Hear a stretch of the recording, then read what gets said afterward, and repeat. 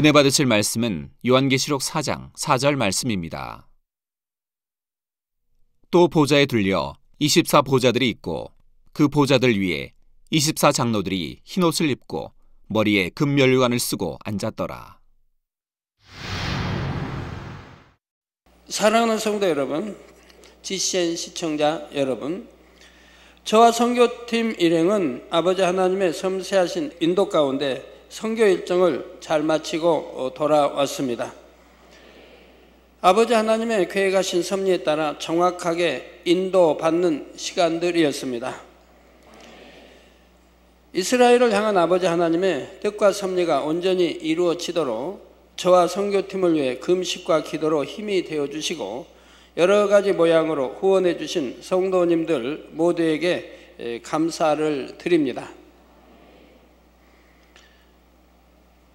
이번에는 첫 방문이었지만 500여 명이 넘게 전도를 했고 많은 분들이 또 치료를 받아서 하나님께 영광을 돌렸습니다.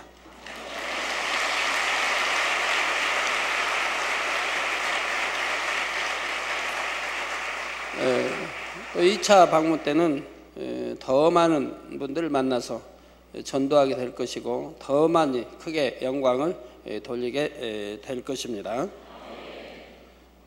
하나님께서 이미 모든 걸 예배해 놓으신 것을 볼 수가 있었고요. 형통하게 인도받았고 많은 목회자와 많은 분들이 사모하고 기다리고 있었습니다.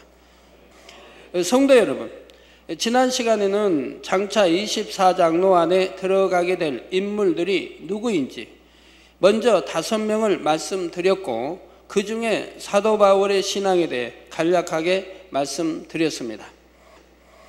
24장로 안에 들어가기 위해서는 신앙의 전반적인 면에 있어서 당연히 최고 중에 최고의 수준이 되어야 하지만 그러면서도 특별히 믿음, 사랑, 충성, 선, 절제 등 신앙의 각 부분을 대표할 만큼 뛰어나야 한다 했지요. 오늘은 지난 시간에 이어 계속해서 24장로 안에 들어가게 되는 인물들의 신앙에 대해 살펴보도록 하겠습니다.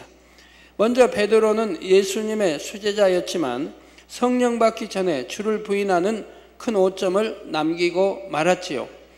그래서 평생 동안 죄송하고 민망한 마음을 안고 살아가야 했습니다. 부활하신 주님을 만난 후 성령을 받고 나서는 생명 다해 충성하며 하나님의 일을 감당했으면서도 그 민망함은 마음 한편에 항상 남아 있었지요. 그래서 십자가를 지고 죽을 때조차 감히 주님처럼 똑바로 달릴 수가 없어서 거꾸로 달려 죽기를 자청했던 것입니다. 마지막 죽는 순간에 이렇게 해서라도 어떻게든 마음 한편에 남아있던 주님에 대한 민망한 마음을 갚아드리고자 했던 것이지요. 그렇다면 과연 오늘날 누가 이러한 베드로와 같은 마음을 가지겠습니까? 자신의 죄와 허물을 용서해 주시고 대신 십자가에 달려 돌아가신 주님의 은혜를 평생 마음에 새겨서 생명 다하기까지 갚아드리고자 하는 사람이 얼마나 될까요? 지옥 갈 영혼을 구원해 주시고 아무런 소망이 없을 때 참 소망을 주셨던 주님의 그 크신 은혜와 사랑을 잊은 채 어떤 어려움이 있으면 낙심해버리고 심지어 원망하며 한탄하는 사람들도 많습니다. 처음 주님을 만났을 때 생명 다해 헌신하겠다고 불타던 마음이 시간이 지나면 어느새 안일한 신앙이 되어 편안한 삶 가운데 안주해 버리는 경우도 많지요. 어찌하면 더 많은 것을 드릴까? 어찌하면 더 온전히 드릴까 생각하는 것이 아니라 나는 열심히 하고 있다고 만족하는 것입니다.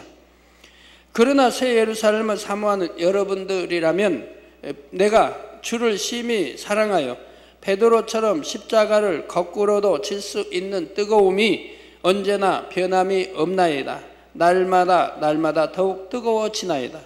이렇게 아버지 하나님 앞에 고백할 수 있으시기를 부탁드립니다. 정녕 주님께 너무나 큰 은혜를 받은 자로서 또한 용서받을 수 없는 죄를 용서받고 주를 위해 일할 수 있는 은혜를 받은 자로서 주님 오시는 그날까지 생명 다해 그 은혜를 갚아드리고자 하는 마음이 결코 변개함이 없어야 하는 것입니다. 그래서 장차 24장로 앞에 서서 그분들의 신앙과 비교할 때 여전히 민망하고 부끄러운 것이 아니라 당당히 큰 영광과 상급을 받을 수 있는 여러분이 되셔야 하지 않겠습니까? 베드로 사도는 자신이 꼭 24장로 안에 들어가야 되겠다 생각했던 것이 아니라 오직 주님의 은혜를 갚고자 하는 마음으로 마지막 순간까지 생명 다해 주의 일을 했을 때 이와 같이 24장로라는 영광스러운 자리가 예비되어 있었다는 사실입니다. 성도 여러분, 다음으로 사도 요한은 그에 대한 기록이 성경에 자세히 있는 것은 아니지만 일단 그가 요한계시록을 기록했다는 사실만으로도 그의 신앙을 능히 분별해 볼 수가 있습니다. 그동안에도 여러 번 말씀드렸지만 계시는 아무나 받을 수 있는 것이 아닙니다. 그만큼 하나님 앞에 합당한 자격을 갖추어야 하는데 그 자격이란 무엇보다 먼저 성결이지요. 성결되어 깨끗한 그릇이 되었을 때 하나님께서 그 위에 영감과 환상과 음성 등 다양한 방법을 통해 아버지 하나님의 뜻을 밝히 계시해 주실 수가 있다는 사실입니다. 그런데 전해지는 바에 의하면 사도 요한은 끓는 기름가마에 던짐을 받고도 전혀 해를 받지 않고 지킴받았다고 하지요. 요한일서 5장 18절에 하나님께로서 난 자마다 범죄치 아니하는 줄을 우리가 아노라. 하나님께로서 나신 자가 저를 지키심에 악한 자가 저를 만지지도 못하느니라는 말씀처럼 사도 요한은 하나님으로부터 지킴받을 수 있는 온전한 자격을 갖춘 사람이었던 것입니다. 더욱이 사도 요한이 기록한 요한 1서를 보면 그가 하나님의 사랑을 얼마나 깊은 차원에서 깨닫고 있었는지를 잘 알 수가 있지요. 그가 깨닫고 마음에 이룬 깊은 사랑의 차원이 성령의 감동함 가운데 구구절절히 담겨 있습니다. 이렇게 성결의 그릇을 준비하고 깊은 영의 차원에 들어갔던 사도 요한은 계시를 받기까지 하나님 앞에 또한 무수한 기도를 쌓았지요. 이 사실을 잘 증명해 주는 것이 바로 사도 요한의 이마입니다. 영안이 열려 사도 요한의 모습을 보시는 분들은 그의 이마가 어떻게 생겼는지를 아십니다. 마치 이마에 살이 붙은 것처럼 두툼하게 튀어나온 것을 볼 수가 있지요. 이는 바로 그가 기도하면서 생긴 일종의 굳은 살 때문입니다. 사도 요한이 계시를 받기 위해 기도했다는 반모섬의 동굴에 가보면 늘 같은 자세로 기도를 하다 보니 그가 손을 짚었다는 차례 자국이 나 있지요. 또한 오랜 세월 그렇게 기도하면서 이마가 벽면에 부딪히게 되었고 이마에는 차츰 굳은 살이 올라와 결국 두툼한 모양으로 자리 잡았다는 것입니다. 이것은 바로 사도 요한이 계시를 받기 위해 얼마나 오랜 세월을 인내하며 아까 그 손 오랫동안 서서 이렇게 벽 돌로 되어 있는데 벽을 짚고 기도했기 때문에 손자국이 나 있는 것을 볼 수가 있는데요. 다시 한번 보여주세요.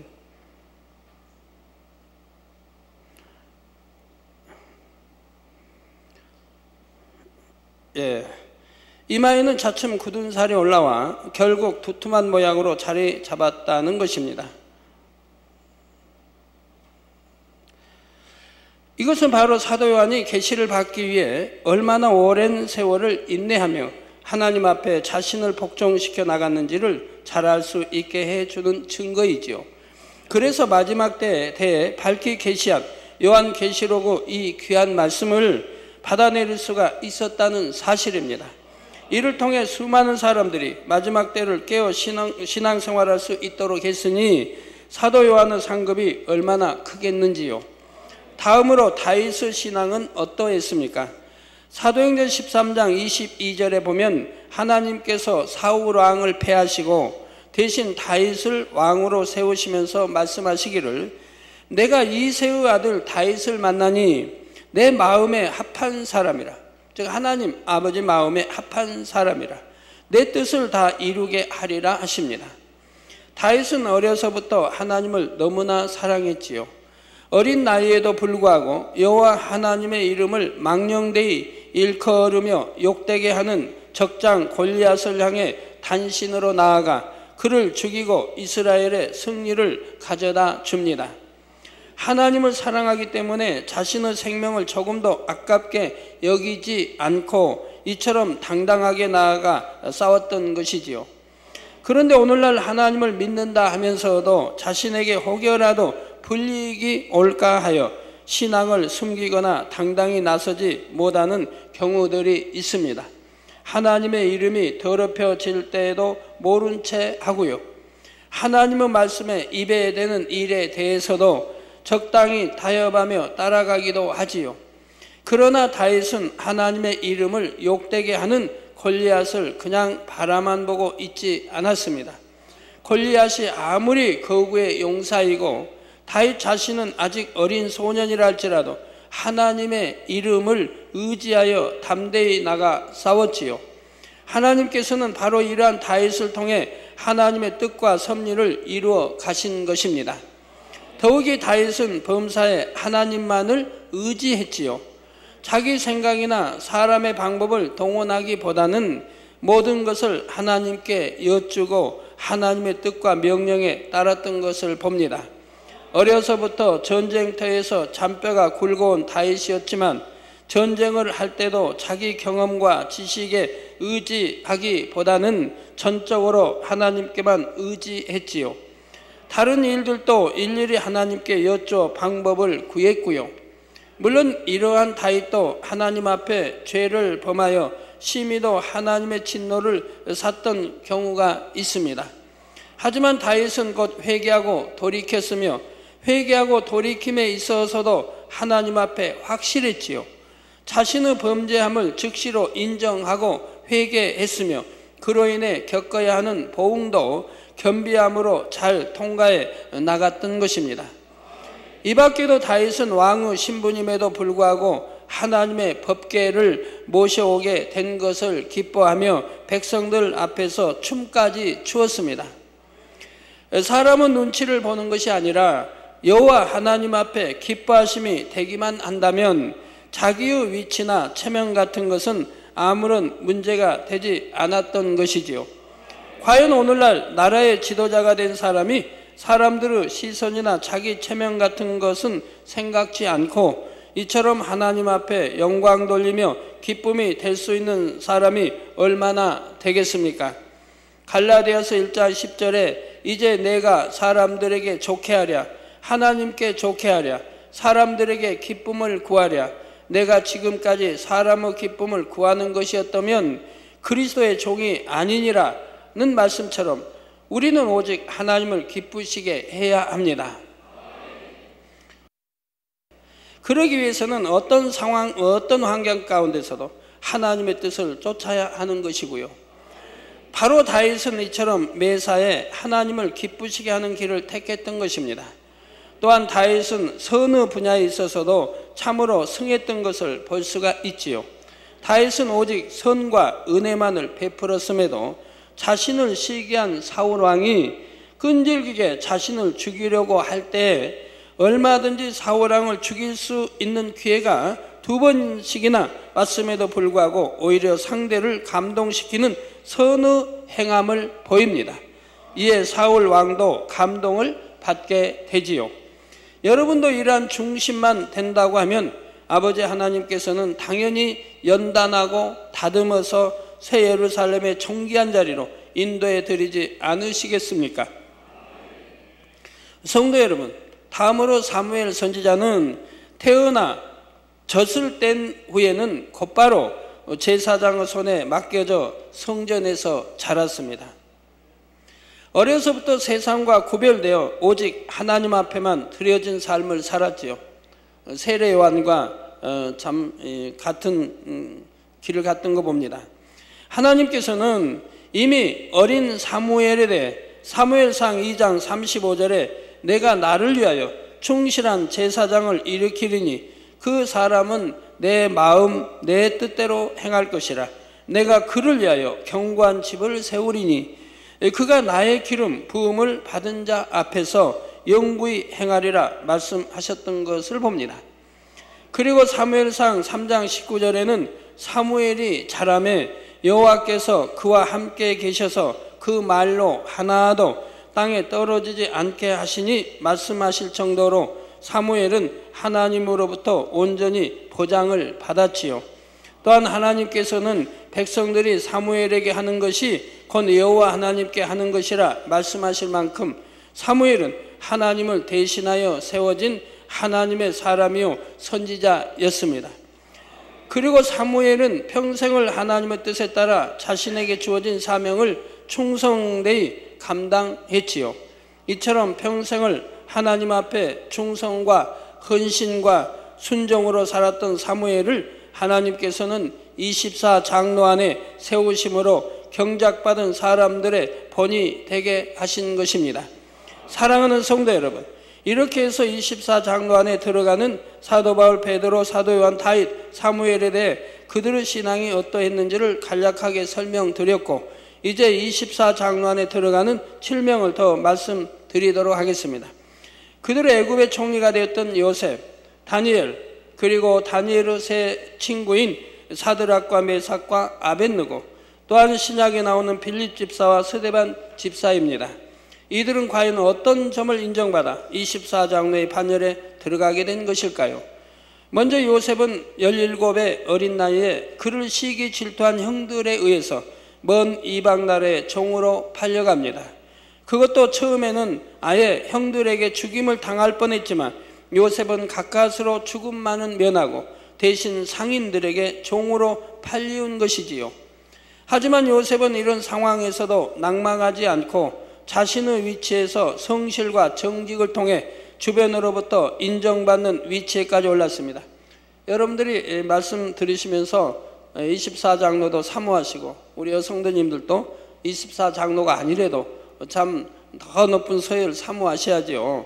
하나님 주님 가까이 나가시는 여러분들이요, 이 말씀을 들으시면서 나는 어떤가, 내 중심은 하나님이 이렇게 사랑하시는 인정받는 사람들과 어떻게 다른가 여러분 점검해 보시길 바래요. 그런데 그만 또다시 억울한 누명을 쓰고 이번에는 깊은 감옥에 갇히고 말지요.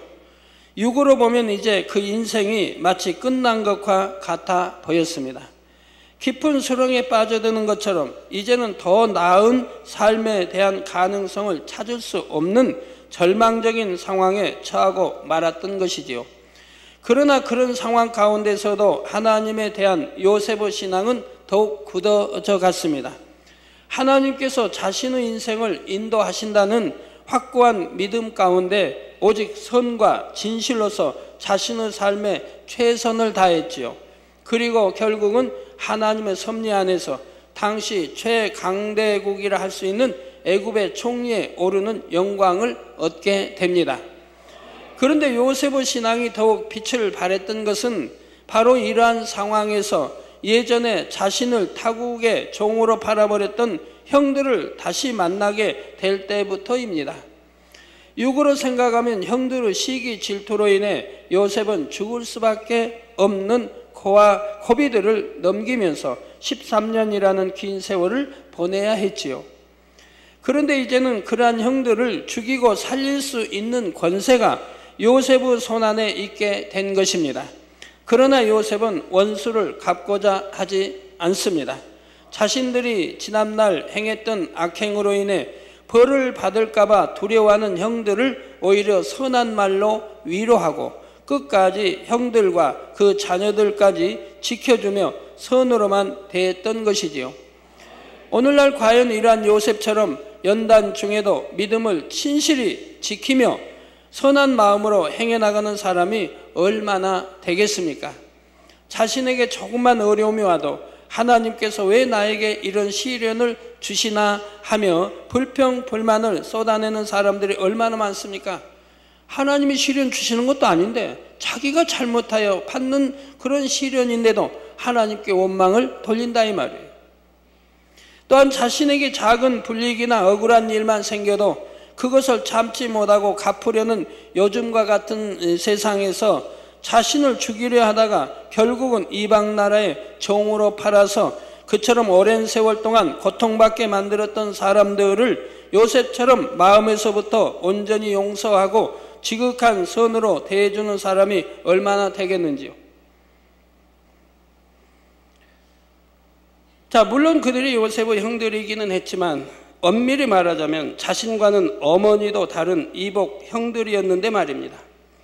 성도 여러분, 오늘날은 많은 사람들이 선하게 살면 오히려 손해라는 생각을 가지고 있다고 합니다. 그러나 정말 요셉과 같이 마음의 온전한 선을 이루어 오직 선으로만 행해 나간다면 공의 가운데 역사하시는 하나님께서는 결코 손해가게 하지 않으시며 오히려 축복으로 반드시 갚아 주신다는 사실입니다. 여러분들이 선 가운데, 지금 말씀 안에 선 가운데 살아가시는 분들은 손해보는 일이 있었습니까? 안 되는 일도, 안 될 일도 잘 되고, 잘 될 일은 더 잘 되고 하는 걸 여러분들이 체험해 나가지 않습니까? 다음으로 다니엘과 세 친구들의 신앙에 대해 함께 살펴보겠습니다. 그들은 어떠한 상황에서도, 즉 죽음의 위협 앞에서도 결코 타협하지 않는 신앙의 절개를 보여주었지요. 이는 꼭 큰 시험 앞에서만 타협하지 않는 신앙을 보인다는 의미가 아닙니다.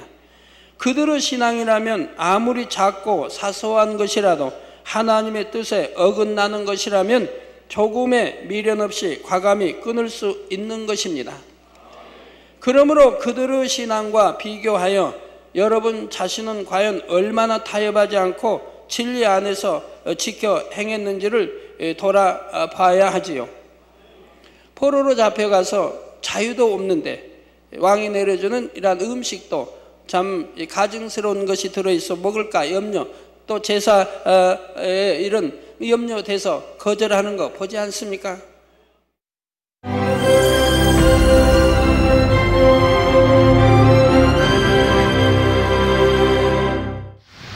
할렐루야. 전능하신 사랑의 아버지 하나님, 이 시간 기도받는 모든 성도님들 위해 안수하여 주옵소서. GCN 방송 시청자들이 인터넷과 화상을 통해 기도받는 지교회와 지성전 그리고 전세계 하나님의 자녀들 위에도 시공간을 초월하여 역사하여 주시기를 원합니다. 믿어지는 믿음을 주시고 부정적인 생각과 의심의 세력을 물리쳐 주옵시며 모든 시험 환난도 물리쳐 주옵소서. 머리부터 발끝까지 오장육부 뼈 마디마디 온몸의 신경 조직 세포 등 아픈 곳마다 성령의 불로 태우시고 근본의 빛으로 역사하여 주옵소서. 예수 그리스도의 이름으로 명하노니 원수마귀 사단 모든 질병 균 연약함아 물러가라. 빛이 임하라. 모든 불치 난치병도 성령의 불로 태워 깨끗하게 역사하여 주옵소서. 말라리아를 비롯한 모든 풍토병도 물리쳐 주옵소서. 감기, 기침, 열, 몸살, 독감 등 각종 유행성 질병도 다 물러가라.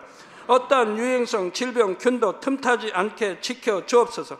위암, 폐암, 간암, 유방암, 자궁암, 대장암, 피부암 등 각종 암과 에이즈, 백혈병, 뇌졸중, 고혈압, 저혈압, 심장병, 폐병, 위장병, 당뇨, 부인병, 피부병, 갑상선 질환과 모든 염증도 깨끗게 하여 주옵소서. 소아마비, 중풍, 관절염, 디스크도 온전케 하여 주옵소서. 요통, 두통, 신경통을 비롯한 모든 통증은 사라질지어다.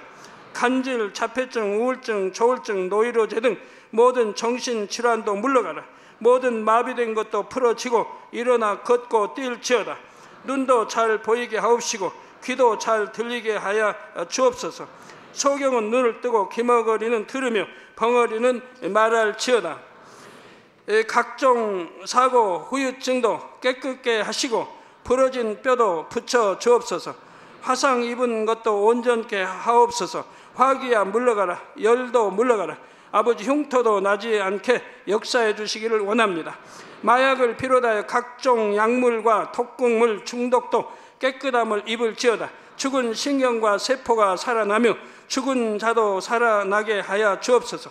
잉태의 축복도 주시기를 원합니다. 잉태 축복을 받으라 예수 그리스도의 이름으로 명하노니 원수마귀 사단아 하늘 공중 곳에 잡은 악의 영들아 물러가라. 그의 사자들도 물러갈지니라. 이 땅의 악한 영, 더러운 영, 거짓되고 간사한 영, 이간질하고 미혹하는 모든 어둠들은 물러가라.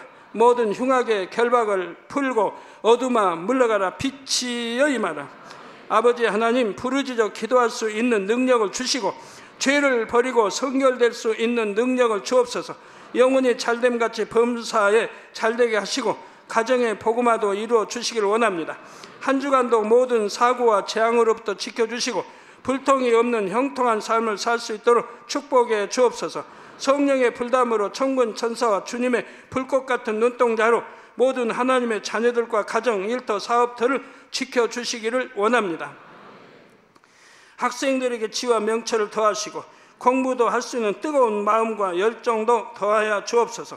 마음과 생각을 세상에 빼앗기지 않도록 지키시고 하나님을 뜨겁게 사랑하는 학생들로 축복하여 주옵소서. 하나님의 자녀들이 먹으나 마시나 입으나 무엇을 하든지 하나님 앞에 영광 돌리는 삶이 되게 축복하여 주시기를 원합니다. 나는 하나님을 만났노라, 체험했노라, 응답 받았노라, 축복 받았노라, 간증하는 입술이 되게 역사하여 주옵소서. 아버지 하나님 감사합니다. 홀로 영광 받으옵소서. 우리 주 예수 그리스도의 이름으로 기도하옵나이다. 아멘.